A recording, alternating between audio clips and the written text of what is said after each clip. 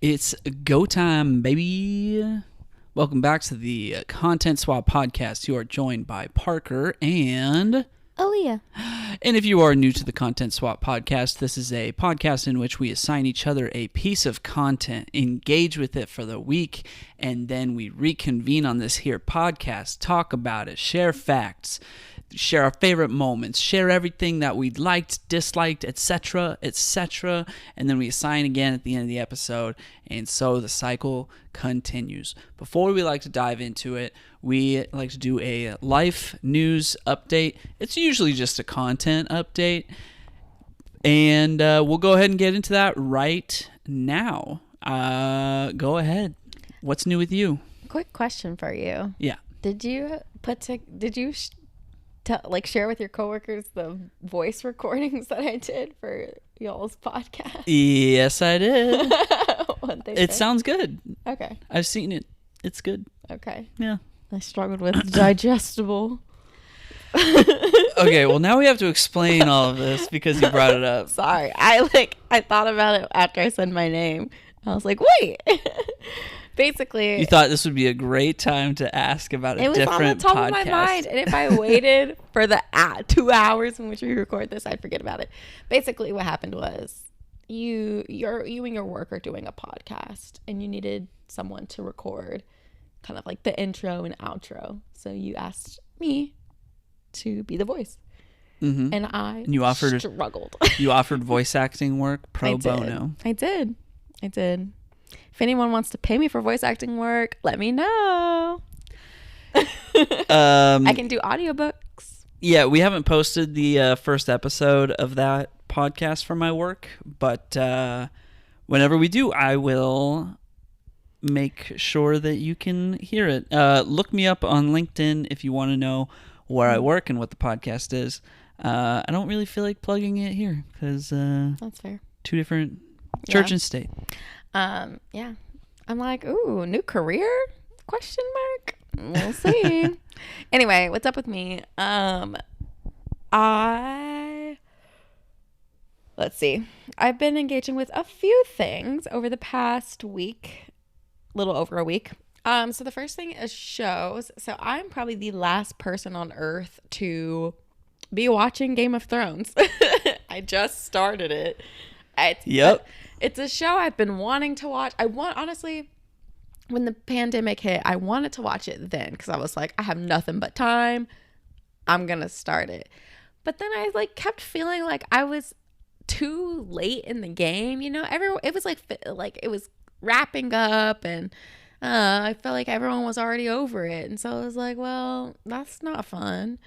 But I recently have just been feeling like, I want one thing that I can just put on in the background or put on when I feel like watching something. And Game of Thrones ended up being that show, which is a pretty intense show to just have on in the background. But Yeah, that's not the right show to have it on the background. I think that'll work for the first season that you watched. yeah, But then I'll have to start paying attention. you'll have to start paying attention, yeah. Well, I feel like I'm doing pretty well of keeping up. I have been putting in on crochet, and yeah, so it's been interesting. Honestly, I find all the characters to be kind of boring, aside from Khaleesi, obviously, love her, and Jason Momoa, which is a problematic character, but he looks pretty dang good while he's being problematic. So. Yeah. All right. Sure. The only time I'll ever say something like that. So we'll see what I end up thinking about the rest of it. For context, you've watched the first 9 episodes. Have I? Yes. Dang. Each season is 10 episodes, so you're Oh. you're almost done with the first season. We just saw a major character die, and I felt nothing.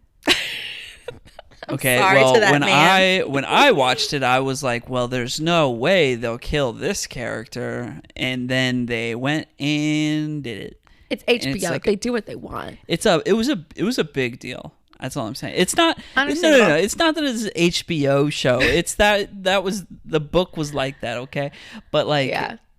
that was a big deal. That was like a wait.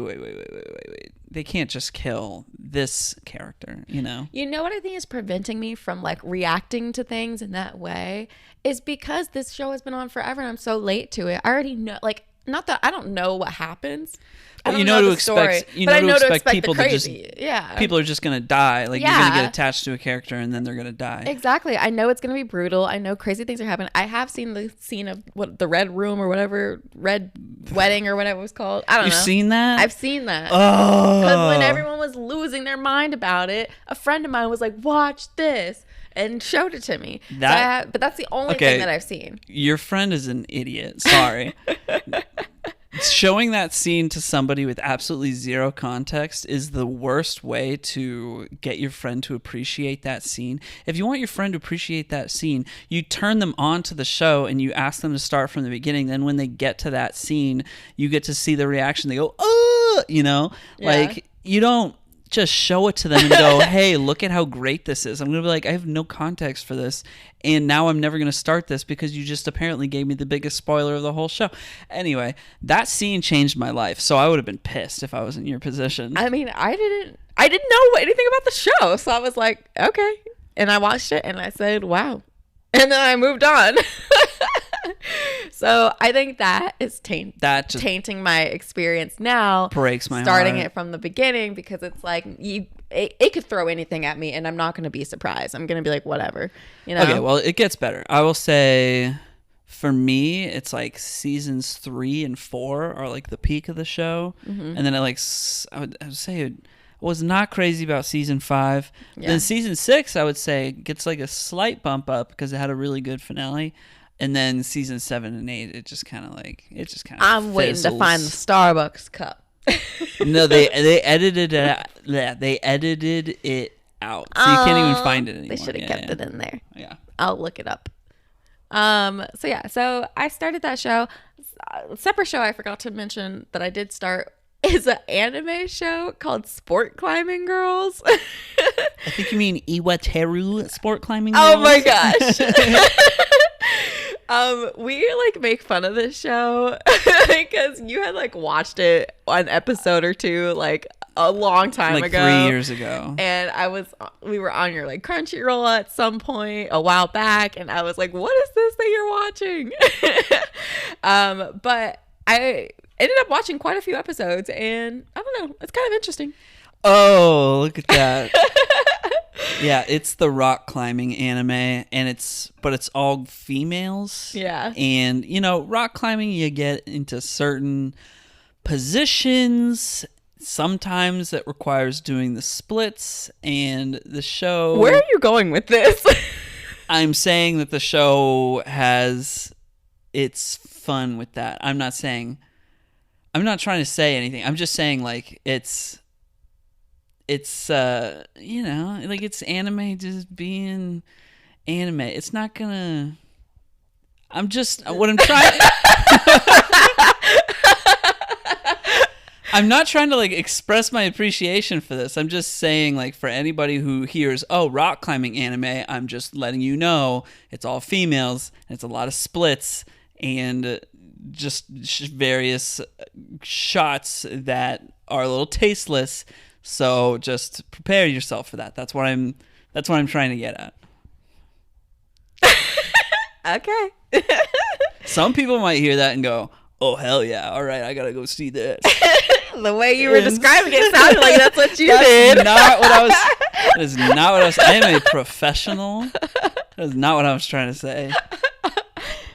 Sure. But I would like to watch more. I would also. So we'll do that. All right. And then to rapid fire these last few things. Books. I finished a book called Wildfires, which is a rom-com that's kind of like the second iteration of Icebreakers, which I had read a few weeks back. It was okay. It was decent. I gave it a 3 out of 5. It was all right. And now I'm reading a book called Piglet, which is quite interesting. And I like the way that it's kind of structured. And it's basically about this woman who is engaged. She's about to get married, and her husband tells her that he cheated on her. And it's like kind of centered around food. She is an editor for cookbooks. and she has like an interesting kind of relationship with food. It seems like her sister her sister has kind of an interesting relationship with food. So I am guessing it's going to all kind of tie together into her experience as she processes this news from her fiance. And then the last thing is that I've been playing Princess Peach Showtime. Absolutely love the game. It's so much fun. I love the outfits. She's so cute. It's so adorable. It's like some of it's really hard for me, at least. You said all of this last week. Did I? You did. Okay, I couldn't remember if I haven't listened to the episode. You said all of the same stuff. I remember you were like, I love the outfits. It's a little hard for me. Well, at least I know I'm me. You know? Yeah, that's true. I'm consistent. That's true. Your opinion has not changed. Right. Oops, my bad. Sorry, y'all. I forgot. Anyway, I still love it, and I'm still playing it. So there we go. What's up with you? Oh, that's all I have. What's up with me? Yeah. I'm playing Final Fantasy VII. It's really great. It's like the best game I've ever played. I love it so much. Leave me alone. The side quests are so good. Leave me alone. I don't remember.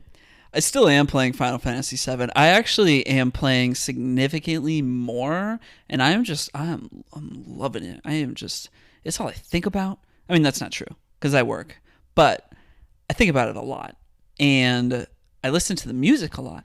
I just did 2 different chapters where the background music of the main exploration area was just hitting so hard. And I remember the first Final Fantasy VII remake game that they did, there were some musical tracks in that I was like, dang, this is just hitting so hard. And I was like, but surely nothing's going to hit like this again. Well, I was wrong because look up Final Fantasy VII Rebirth, South Corel, that's Corel theme.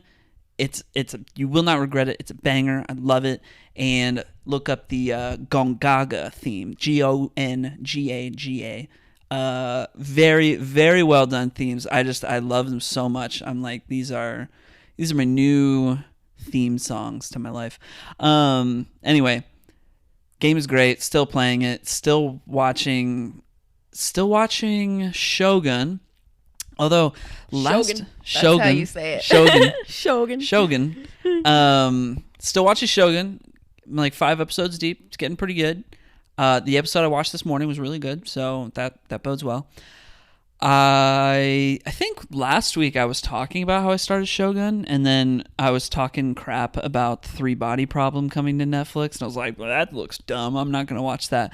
Well, hear me out. I started 3 Body Problem, and while I don't think it's that good, it's not great. It does do that Netflix thing of giving you just enough to be interested in to keep watching. It's like every time I sit and watch it, I'm like, ooh, that's neat. Like I'm low key.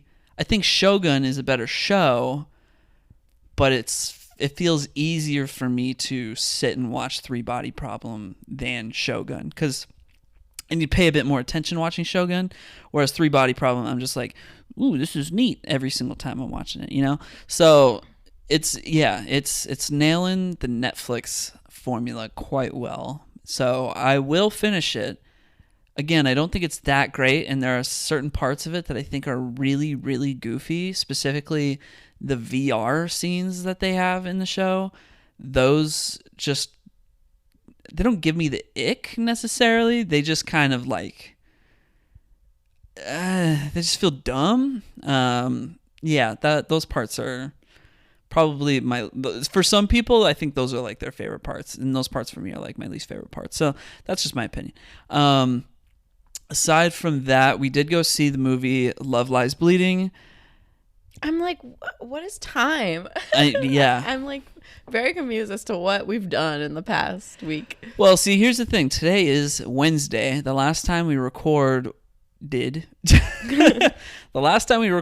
was 2 Sundays ago, and we saw Love Lies Bleeding 2 Mondays ago, which was the day after we recorded. So, yes, those are things that happened in between now and then. So yeah, we went and saw Love Lies Bleeding, and we both thought it was pretty good. Not super good, but like pretty good. And I wrote a short review on it today, so go check it out on my Instagram account at the Content Review Guide. And last thing, I went and saw Godzilla X Kong: The New Empire, and I gotta say, I liked it quite a bit. CGI, fights, animals, kaijus, big monsters, punch. Love that. I'm here for it. I didn't think I would be, but I am. Love Lies Bleeding was a better movie, but Godzilla X Kong go see it in a theater. That's all I'll say. Like it's not going to be worth it to watch it at home. Like that's not what this movie's about. It's a blockbuster, you know? You got to see it on the biggest screen possible and you got to enjoy it. So that's the only way you will enjoy it, I think. But yeah, that's really everything that's new with me. Nice. Awesome. Shall we go ahead and dive into assignments? Let's go ahead and do it. I think I'm first, right? You are first. Okay. I was assigned Police Story, which came out in 1985. Is that correct? That is correct. Awesome. Okay, I'm just going to like adjust my notes here. So Police Story. In this movie, Jackie Chan plays Kakui. Kakui? Is that how you pronounce it? Kakui. Kakui. Or Kevin, depending on what version you watch. Yeah, depending on what you're watching, yeah. And his last name is Chan, so Yeah. it's like, yeah, we were joking, like, Jackie Chan? No, that's Kevin Chan. That's Kevin. What are you talking about? Like, why not just name him Jackie at that point? So yeah, depending on what version you watch, that's their name. But I will refer to him as Jackie. And he's basically a cop who's trying to bust a big time crime lord. And so early on in the movie, Jackie actually successfully catches this crime lord and is asked by the police chief to basically protect the crime lord's like secretary, whose name's Selena, so that she can testify against said crime lord in court. And so Selena is not happy about this. She does not want him around. And basically what Jackie does is like stage a fake assassination so that she will feel like she needs him. And that's what happens. The fake assassination occurs and she's like, okay, yeah, cool. I'll stick with you. And so she ends up going to Jackie's house or apartment. And by the way, Jackie has a girlfriend, and this girlfriend is very upset about everything going on. And he also treats this girlfriend like crap the whole movie. Well, we don't know that he has a girlfriend until he brings Selena home, and she's there to surprise him for his birthday. And he didn't even remember that it was his birthday. Right. So anyways, cut to at Jackie's house. Selena ends up finding out that assassination attempt was fake, and so she doesn't end up appearing at court the next day. And because she didn't appear at court and didn't testify against the crime lord, he ends up being released. So to get revenge, the crime lord ends up framing Jackie for murdering a fellow officer. And basically the rest of the movie is Jackie trying to clear his name and catch the crime lord, which basically ends in like this fantastic mall fight scene, and results in the victory of Jackie Chan. He successfully beats the guys up, and Selena's like, yep, he's bad. He did all these things, and great. Wow, you delivered that with such enthusiasm. Yeah, he basically snaps in the last like third of the movie. Yes, which I have thoughts on that I'll mention in a minute. Yeah, but he basically, instead of going through the legal process, he says, screw it, I'm just gonna go kick some ass. Yeah. Yeah. 100%, and he does. So overall, I really enjoyed this movie. I thought it was a great movie. I love a good Jackie Chan movie. I love Jackie Chan. It's so fun to watch him. Obviously the stunts are incredible. I think this movie was a bit unique for me because I feel like I'm so used to seeing Jackie Chan in these like he's just like such a sweet guy. He's so respectful. And in this movie, he was like the worst.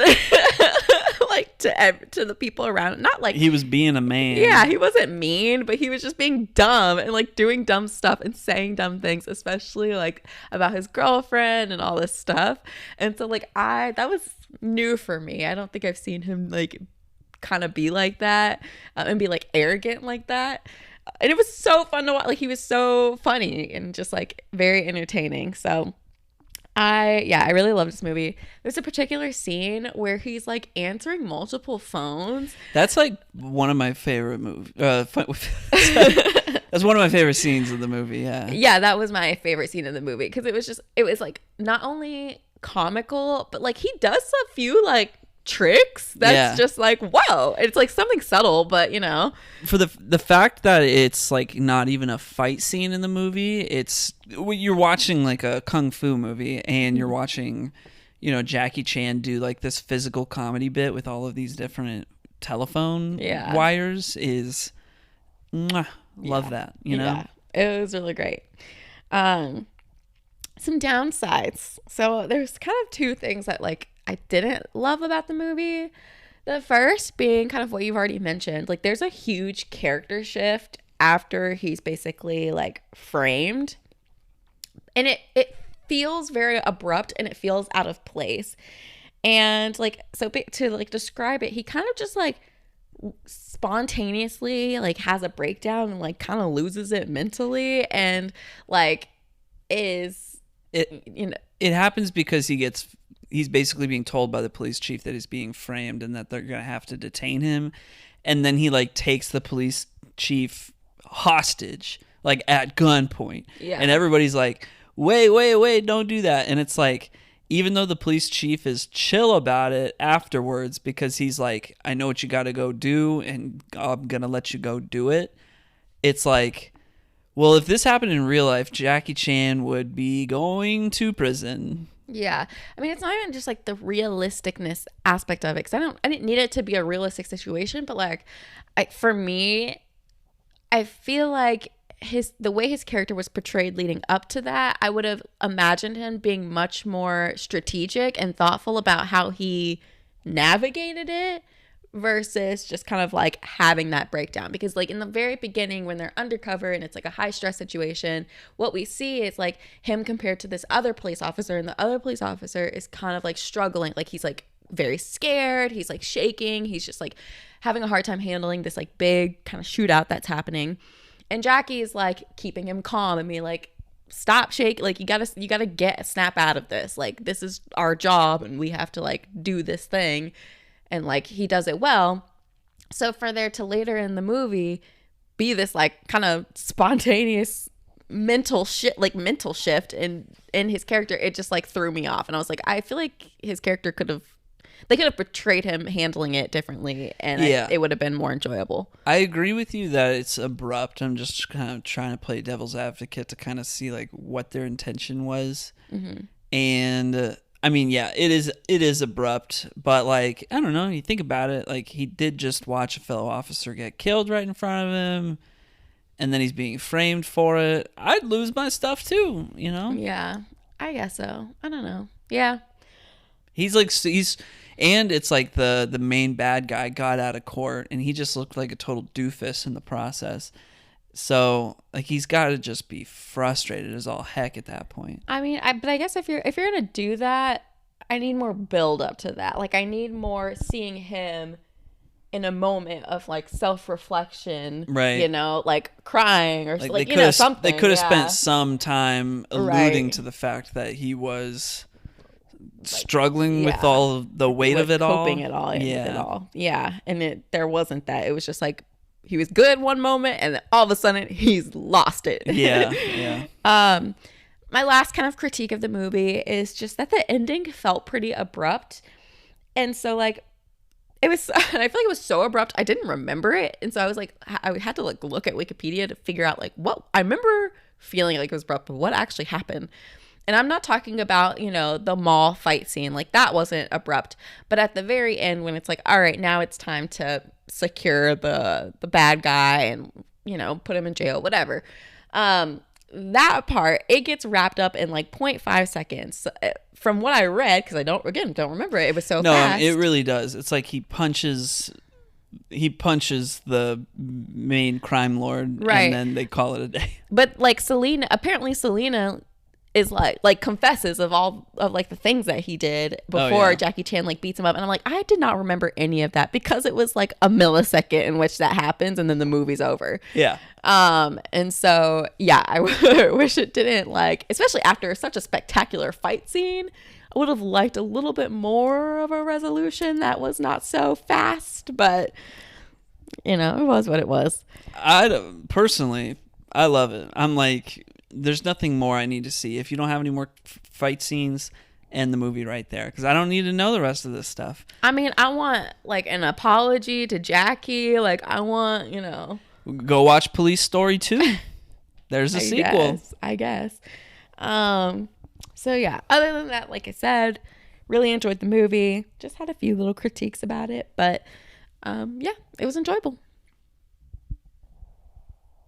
Any other thoughts? That's it. All right. Well, yeah, this is like, I first watched this movie a few years ago. Like, I don't know, maybe 5 years ago, or maybe 3 years ago. I don't know. I watched it a while ago. I think I watched it like right before the pandemic happened, and it was like 2019. Now that I think about it, and I was like, yeah, this is a good movie. And then when I had COVID during the summer of 2022. I was alone in the bedroom, and I just watched a bunch of Jackie Chan movies. And of all of the ones that I watched, I was like, this was by far the best one. And so, yeah, this may be my favorite Jackie Chan movie, because there's just, the action is so good at the beginning and at the end. Like the beginning when they're taking down all of the drug lord guy, and all his henchmen. There's like this squatter town made of like just metal shacks and things on this hill, and they just drive through it. There are explosions.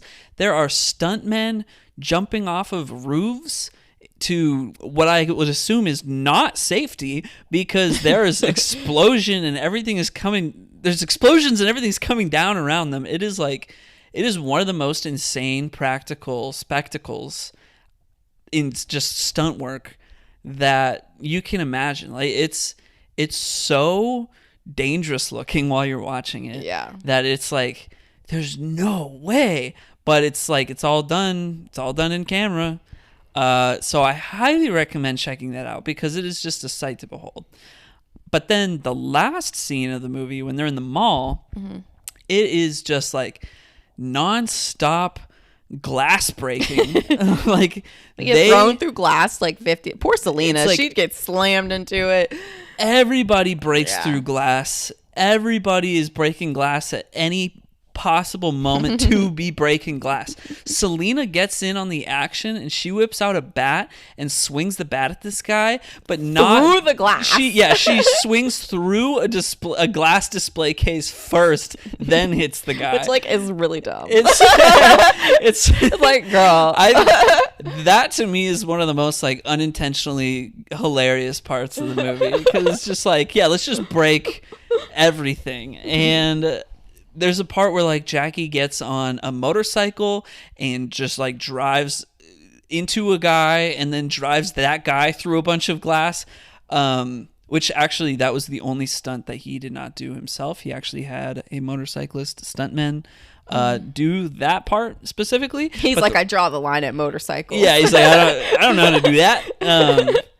Yeah, I mean, it must have just been too dangerous of a thing to do. Probably. But they break so much glass.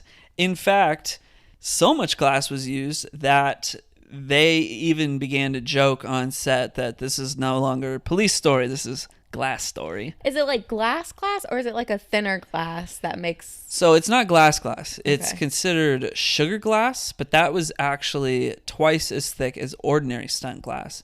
So they used thicker glass for greater realism, but that did lead to a higher injury rate amongst the stunt people. I'm like, I commend Jackie Chan and his team of like stuntmen, but like Is it worth it? I'm like, yes, those it's worth stunts it. look It is. I mean, it is worth it in terms of like for our viewing pleasure. It is. It's fantastic. It's what they live for. It's what they do for a living. Ooh. They were known as the JC stunt team. JC stands for Jackie Chan. I mean, honestly though, if like Jackie Chan pulled me into his team, I'm like, I will die for you. Like whatever you want me to do, I'll do it. I will put my life on the line because I know you'll be putting yours on the line every day. But still, I'm just like, oh my gosh, these things are so wild. Like, yeah, he was. You see all the outtakes at the end of the movie. Like he always the movie, has outtakes. Yeah, in every movie. Yeah, the movie ends and you see all the outtakes, and it's just like, oh man. Yeah.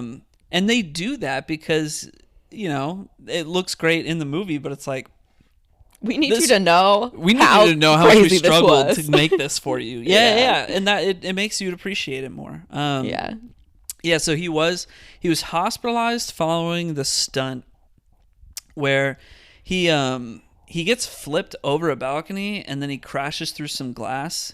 And it's like a light display. And he got hospitalized because he was no longer breathing after that happened, which that's a problem. But that's not even like the biggest stunt of the movie. The biggest stunt of the movie is at the very end when the briefcase with all of the files that proves that the bad guy is guilty is on the bottom floor of the mall. It's been like thrown over the edge. It's on the bottom floor of the mall. Jackie Chan happens to be located at the top floor of the mall, aka the 6th floor, and he says, I gotta get down there right now.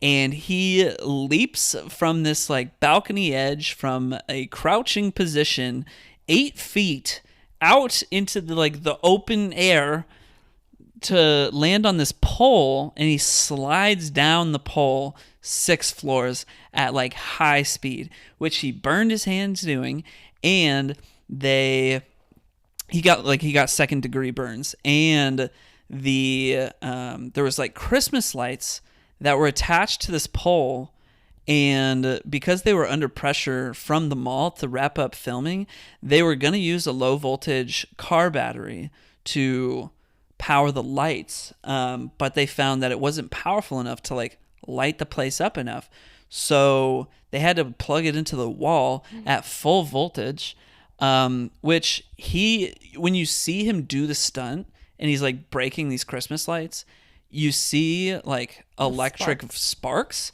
but he doesn't actually get electrocuted, but because the friction of sliding down the pole is already burning his hands, but it's the heat from these lights that is actually making this pole incredibly hot. So that's why his burns were so. It was already bad enough that he's sliding down a pole. Sliding down a pole hurts, but sliding down. I do pole dancing. I know. Yeah, sliding down a hot pole. Screw that. Oh God. That sounds terrible. That sounds terrible. And then he crashes into like a glass kiosk at the bottom. And then he keeps fighting. And it's like all in one shot. And they got so many takes. Not so many takes. They did it once with no rehearsal, no practice, like no wires, no crash pad. It's just like, this man is about to slide down this pole from the 6th floor. He's got to leap 8 feet, snatch that thing, slide all the way down, and crash into this glass. That blows. Like, I would never do that. I can't believe he did it.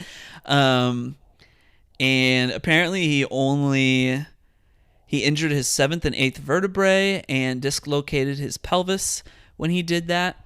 But they celebrated with a celebratory beer afterwards at 6 a.m. And then he went to go film a different movie. Wow. Yeah. I'm like, I really want to know how his body is holding up today. Like, the older you get, like if you're an athlete, your knees are a mess as you get older. I'm like, is his body okay? Does he have like aches and stuff? I'm sure. He's got to. All right, some other facts. The Jackie Chan has said that this is his favorite film of his, and Nice. also the reason that the movie is called Police Story, which is like such a basic name, is because apparently every time he would make a movie, the rest of Hong Kong would follow suit. So like he makes a Drunken Master movie, and then suddenly everybody wants to make drunken boxing movies. And so he said, all right, well, I'm just going to call this Police Story. Y'all have no idea what it's going to be about based on that. It's just, it's going to be a Kung Fu police movie, which technically hadn't really been done yet up until that point. So, yeah, it's got a plain name just so that people wouldn't copy him. Wow. Yeah. Final fact. I don't know if we mentioned this. He directed this movie. So it's like Jackie Chan starred in and directed this movie. I'm sure he had a big part in the action choreography. And just to put the icing on the cake with the cherry on top, this movie has a theme song, and he sings the theme song, which is such a baller thing to do. So good for him. What an accomplishment from Jackie. And I will say, when we watched the movie, I did notice that the soundtrack throughout the movie is basically just that song. Like, it's the same melody and tune. It's just in a different style of song every time they play it. It just it's just a different style depending on the tone of the scene, but it's the same jingle every time. That's funny. And I noticed that. So yeah. Anyway, great movie. It's on Max. Go watch it right now because it's a great movie. Yeah. Police Story. Mic drop. Yeah. Any other thoughts, feelings? Nope. What's your favorite Jackie Chan movie? That's a good question. I mean, I feel like I'm so biased because like my parents, Rush Hour? Yeah, they always played Rush Hour. Like we were always watching Rush Hour. I didn't see all of them in theaters, but once I was old enough, I feel like we saw them in theaters, right? I saw both of them in theaters. Yeah. Or sorry, I say both of them. I mean the first two because I don't really. I don't really qualify the third one as canon. I still enjoy the third one. It's still fun. But yeah, I feel like I'm so biased just because that's such a prominent movie in my household. And then I also feel like Rumble in the Bronx is also like. You watched it once. I've seen it remember because you assigned it and then I said, oh, I've seen this. No, you hadn't. Yes, I had. Remember I told you that. Yeah. I got to go listen back at that episode. I had seen it. But yeah, so I don't know. I think there's still a lot of Jackie Chan movies I haven't seen though. Yeah. I think but for me, it's between this and Rumble in the Bronx. Although a lot of people say Drunken Master 2 is like his best movie, which I have not seen. So we gotta go check that out. You mean to tell me, what was it, Around the World in 80 Days? It's not your favorite? Hell no. That has got to be his worst movie. Like, that movie sucks. I don't remember that movie. I don't remember it. It's at bad. all. It's a bad era for Jackie Chan with Around the World in 80 Days. Funny. Yeah, he started to have a bit of a decline there in the 2000s. It was like after they did the Rush Hour movies, it was like Around the World in 80 Days, The Tuxedo. I haven't even heard of that. He just did a bunch of like children's movies. Yeah. Oh, he did Karate Kid, the new with Jaden. That one was pretty good, actually. Yeah, that one was pretty good. I remember talking crap about it at the time, but then I saw it and I was like, okay, that was a pretty good movie. Yeah. God, he did The Spy Next Door. I saw the first 20 minutes of that movie and walked out of the theater. Like, I don't think I've ever walked out of a theater before. Oh, I for sure. I walked out of that movie. Only movie I've ever walked out of, Grand Budapest Hotel. I was so bored. I was like, I am not sitting through this. I watched that movie at home, but I was bored the whole time. I did not pay any attention to it. Yeah. So anyway, all right. Your favorite? I'm gonna go with Rush Hour. The Rush Hour series because it's the classic. If it was a question of like which Jackie Chan movie have I seen the most, then it's like Rush Hour 2, no problem. I've seen Rush Hour 2 so many times. Yeah. And oh man, that movie just is so good. Like it keeps going, you know, like they've already killed the villain and everything, but then when they have to leap out of the building and then they're on both sides of the truck and Jackie's like running alongside the truck, he's like, ah! And then Chris Tucker's like, ah! Yeah, just like slamming into it. That is the funniest physical bit. So good. Just them two together. Yeah. I mean, like those movies can be so problematic.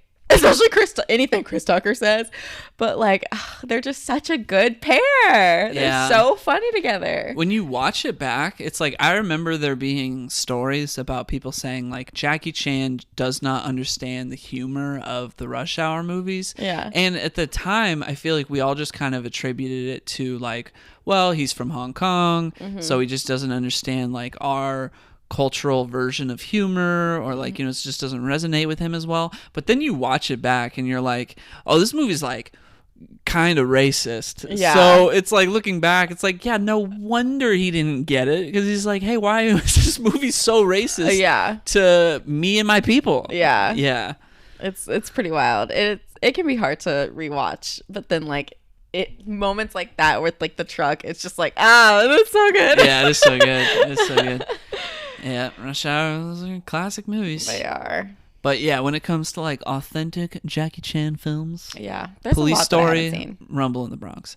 I have a special place. Never forget that kid in Rumble in the Bronx. I don't know why he was so funny to me. What kid? The kid in the wheelchair. Oh man, yeah. Oh, I forgot about that. I forget what that movie's actually like, what happens in that movie all the time. Yeah. That's a great movie. I have a special place in my heart for Wheels on Meals. I like that movie. The story is really a whole lot of nothing to care about, but the final fight scene between him and Benny Urquidez is like one of the best Jackie Chan fight scenes. I remember the first time I saw it, I literally watched it like 5 times a day for a week straight, because I had to show it to everybody, because I was like, this is such a good fight scene. It's got everything going on, and yeah, it's a really great fight scene. So anyway, cool. We love Jackie Chan. We love Jackie Chan in this house. We are true Jackie Chan believers. But yeah, he's got some great movies. He's also got some not so great movies. But yeah, we like them all. Yep. All right. Shall we continue? Yes, we shall. So I was assigned My Cousin Vinny, which I believe came out in 1992. Is that correct? I think it was later than that. I think it was like 97. My Cousin Vinny came out in 1992. My bad. Don't doubt me even for a second. All right, so My Cousin Vinny is about 2 Brooklyn college kids driving through Alabama, visit a gas station, and are wrongly accused of killing the gas station clerk. So in order to get out of trouble, they call up the only lawyer they know. So there's 2 guys. I don't know the one guy's name, but like the main guy is played by Ralph Macchio from The Karate Kid. Hey, there's a connection between our movies. So the main kid from The Karate Kid, he's one of the 2 guys. He has a cousin who is a lawyer named Vinny. That is the titular Cousin Vinny. Now Vinny, he has been practicing law for 6 weeks. And he has 0 trial experience. Personal injury law. Yeah, he does personal injury law. He has 0 experience going to trial, and he's going to win this case by any means necessary regardless, which he eventually does. Marissa Tomei plays his fiancée, and they bicker a lot, but she also knows a lot about cars, which comes in handy later on, because her knowledge of cars, when they are comparing photos of the tire tracks that the car that killed the clerk left, they realize that based on how the tire tracks are tracked, I guess, that the kind of car that the boys have would not have been able to do that because whatever car did it had positive traction and a limited slip differential. Or maybe it didn't have a limited slip differential. Anyway, regardless, their car didn't have that. So that was like the ultimate like thing that proved their innocence. And so they are innocent and are all good to go. And Vinny saves the day with his just kind of figure it out as I go attitude, which is like super charming, and like it kind of makes you feel this is like a feel good movie. Yeah, it's rooting for the underdog. Yeah, you're rooting for the underdog. It's also like it's teaching you a lot about how like the trials work and how like the criminal justice system works. Which I thought was kind of surprising. I expected it to be a bit more like, you know, having like gags and just kind of being like, you know, trying to be funny the whole time. But there's some serious law stuff going on in this movie, and it doesn't, you know, it shares it all for you. Like I didn't know that the lawyers had to share clues and evidence with each other. Yeah, that's the only thing I knew, and I don't remember how I figured that out. I don't remember how I knew about that, but yeah, that was the only thing that I knew about law. I didn't know like I didn't know when it came to witnesses that like you can bring in a witness to basically like counteract another witness. Like if the like prosecutor gets a witness to like say like this person's guilty because of this evidence, you can bring in someone else to say like actually they're wrong and like this is actually correct. And I was like, I didn't know you could do that. Right. I didn't know you could do that. I didn't know that all of it. I really didn't know. Yeah. And you'd think that I would have known given how much law-related stuff we've watched over the years. I watched like American Crime Story where they go so in-depth on the OJ trial and all of the things, and I still had no idea about any of this. Yeah. It's helpful because, you know, Vinny is also learning himself. He's you yeah, know? He's trying to figure it out. So you end up getting educated as he gets educated. I had no idea that lawyers didn't just like by default know how to be a trial lawyer out of school, you know? There's so many different types of law. Not everybody does trial law. And there's like a whole procedure to it, and he had no idea. He's like you figure it out on the job when you're like working for a partner, and like you just learn from that experience. Like they don't teach you how to do that in school. And I was like, wait, what? Yeah. I didn't know that. Yeah. It's crazy. Yeah. There's so many different types of law. Like, I don't know. I have friends who are lawyers or in law school, and like you ask them what are you doing? Like what kind of law are you doing? And I feel like anytime you ask somebody what kind of law they're doing, it's always different. Some people are doing like corporate law, or they're just writing up contracts. Right. Some people are like, you know, criminal lawyers or whatever. But then there's like different kinds, and it's crazy. Right. It's like asking any lawyer you know if they've ever like been to a trial. It's almost like asking a guy who's really good at grilling meat what it's like making sushi, you know. It's like just a completely different thing. Yeah, and I feel like probably a small percentage of lawyers actually go to, because I mean even those who like would be trial lawyers, I think the whole point is like to make sure it doesn't go to trial, like to try and do what you can so it doesn't go to trial. And if you have to go to trial, then it's like ugh. Like it's a whole ordeal now, you know. Right. So I feel like I wonder like what percentage of lawyers actually, you know, have to attend full trials, not just like court hearings or whatever, but like a full trial. Yeah, it's it leaves no stone unturned, and it's actually like a pretty well written movie. Come to think of it, I would be curious if whoever wrote it had any kind of like law experience, because it's pretty thorough. Yeah. mean, I can get into some facts if you want. Yeah, get into those facts. All right. Well, I guess to start with the kind of topic that we are on, you are correct in that the director has a law degree and wanted to make the film's like legal proceedings as realistic as possible.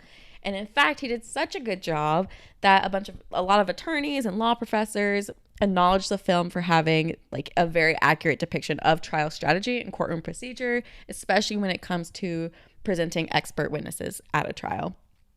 And along the same lines, the American Bar Association, or ABA, released a list of 25 greatest legal movies. And you want to take a guess at what this movie was ranked?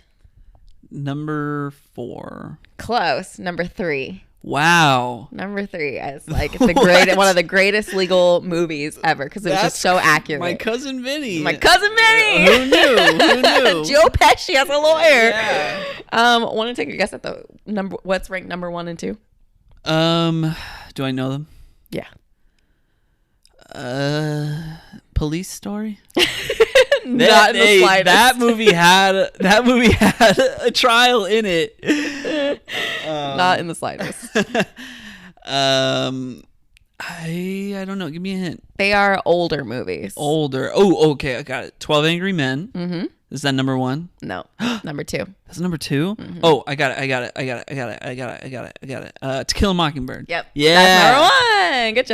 Good job. So yeah, you to think that 12 to Kill a Mockingbird and 12 Angry Men are like the most prominent kind of like legal movies or books to book. Mm-hmm. Yeah, book you could think of. Well, To Kill a Mockingbird. Yeah, I don't know if 12 Angry Men is. Yeah. Was 12 Angry Men a play?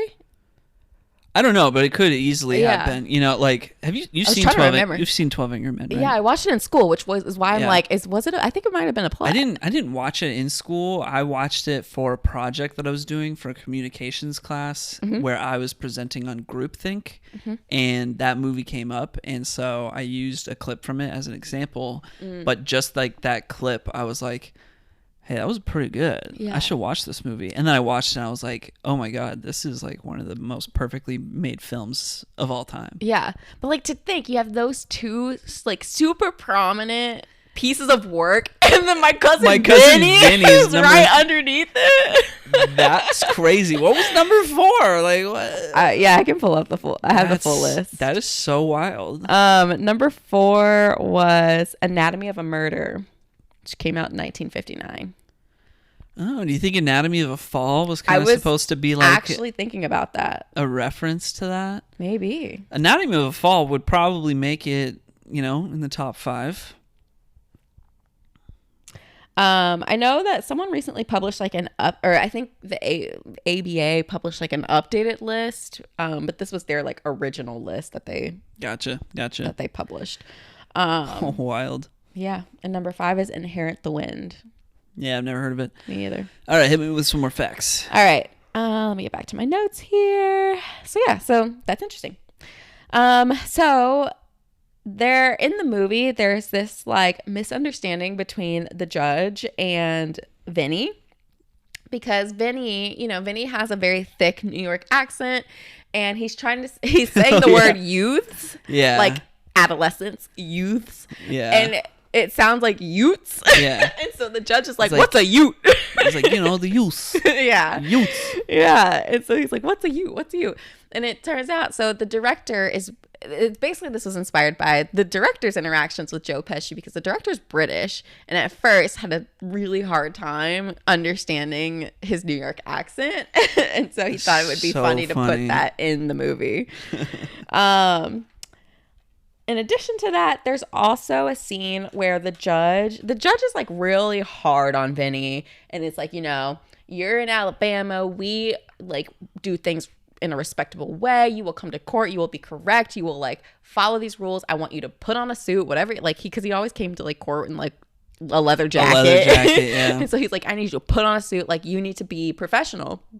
And so there's a scene where the judge gives him this giant book that's like Alabama law and tells him, you better know this book by the first day of court, which was like in 2 days, like it was like a very short time. And it's really insane. And what makes it so insane is that apparently Alabama has the longest constitution of any state in the country. And that constitution is more than 300,000 words. And to put this in perspective, according to the fact that I found, the U.S. Constitution is only about a little bit more than 4,000 words. Oh my God. So that's crazy. I'm like, what's going on in Alabama? Well, I mean, I have no idea. I feel like, historically, Alabama, I feel like it's had a lot going on. So maybe all of that's in that Constitution. I am not here to make an enemy of the state of Alabama. Hey, I didn't say anything negative. I said they had a lot going on. So I could see why the Constitution might be quite thick. So yeah. That is wild though. Right? So Marissa Tomei won an Academy Award, an Oscar for Best Supporting Actress in this movie. Really? She did. Yep. And there was a rumor that circulated saying that she had won by mistake because the presenter had incorrectly read out the wrong name. Cut to Faye Dunaway? And it actually happened with La La Land. Yeah. So that's crazy. This was like before La La Land. Yeah, I mean, even the fact that she was nominated for this role. I mean, she did fantastic in this movie. She did. She did. I loved her performance. She's like my favorite thing about this movie. No part of me watching this movie was I thinking like, oh yeah, this got nominated for things, you know? I just thought it was like a fun movie. It won a few things. Like what? Cool. I mean, that's great. I love that. Like, my cousin Vinny's like good. My cousin Vinny. Yeah. Great. It's my cousin Vinny. Top number 3 best law film ever made. Marissa Tomei, best supporting actress, Oscar winner. Like, okay, all right, I'm here for it. Like, that's cool. It takes all of your strength not to quote everything she says in her New York accent. I love a good New York accent. And anytime she says anything, I have to say it out loud too. It's just so fun. But yeah, this movie's fantastic. All right, last 2 facts. There is at some point, what's the guy who was in Karate Kid? What's his name? Ralph Macchio. Ralph and his friend are a little concerned about Vinny's performance as their lawyer, and they consider whether they want to get a public defender. And so the friend is like, you know what? I'm getting a public defender. I feel good about him. I talked to him. He seems like he might help us a little bit more than Vinny. But Ralph is like, you know what? It's my cousin Vinny. Like, I'm going to stand by him. And so they end up having separate lawyers for a little bit of time. Well, the lawyer that his friend ends up having, when it comes to, actually like talking to the witnesses and things like that in front of the jury, he has a stutter. He just stutters super hard. Yeah. Like, he just can't get his words out. Yeah. So apparently the guy who plays him does have a real life stutter, and he originally turned down this part but ended up doing it because he was friends with the director. But he said that he basically had a really hard time getting any roles in Hollywood because he would be typecast as someone with a stutter. Ooh. So that's not a fun fact. That sucks. Yeah. The last fact is something really small, but I just thought it was interesting. There's a huge age gap between Joe Pesci and Marissa Tomei. Yeah, it's massive. It's you can tell he's older. It's like a 30-year age gap. Yeah. I mean, not quite that much. Okay. But at the time that this movie was released, Joe Pesci was 49 and Marissa Tomei was 27. Okay, I thought she would have been like, I don't know, 23 or something. Okay, 27, dang. Yeah. And he was 49? Okay, Yeah. It's only 22 years. Yeah. I mean, that's still a That's big age gap. That's a lot, yeah. That's quite a bit. Yeah. So, that's wild. Oof. I'm like, how old is Joe Pesci? He's old. He's super old. Yeah. I mean, it's like 80-something. Oh, my gosh. 81. Yeah. My God. He's no longer got his youth. I love Joe Pesci so much. He's great. Anyway, that's all the facts that I have. Yeah, I mean, great movie. I love that it was like the number 3rd best ranked law By the film. Bar Association, Yeah, like the most legit source. That's pretty sick. Yeah. My dad is the one who showed me this movie. So my dad is not really a movie person. He doesn't really like to watch movies. But anytime he's ever recommended me a movie, it has been phenomenal. And I'm like, you have great taste in movies. Why don't you like movies? Yeah, I mean, he really likes police movies and I guess law movies too. Yeah. I mean, he's the one Anything who having to do with the law. He's the one who recommended Trapped in Paradise. He was Okay, like, well, all right. I enjoyed that. That was his a funny recommendations movie. aren't that good then. Paradise was a good, funny Christmas movie. Yeah. No, I mean, I enjoy it. I would enjoy watching that movie with your dad. Let's put it that way. Yeah. But yeah, usually he's got some really good movie picks. So thank you, Dad, for exposing me to my cousin Vinny. Right on. Yeah. All right, ready to wrap it up? Yeah. All right, so for this week's assignments, what are we doing? Do you want to go first? Sure. I want you to pick. Do you want something that's a little bit more serious, but like is a, in my opinion, a great movie? Mm-hmm. Or do you want something that is just like really absurd? Maybe not in the best way. Is it a good movie? It's a fun movie. Is it good? I don't know. And the other movie is good? The other one, I think, is a really great movie. And what else how else would you describe it? It's kind of serious. Kind of serious? Has some sad notes to it. Sad notes. Oh. Yeah. But it also has like some, fun, cute moments. Sounds like a very well-rounded film. Yeah. I think I'll go for that. All right. I'm going to give you Hardball with Keanu Reeves. Oh, okay, cool. Yeah. All right, solid. I don't think I've seen that. It's a good one. He Is he a coaches... football player in that movie? No. Baseball. He coaches baseball team. Okay, yeah. I've seen the one where he played a college football player, whatever that was called.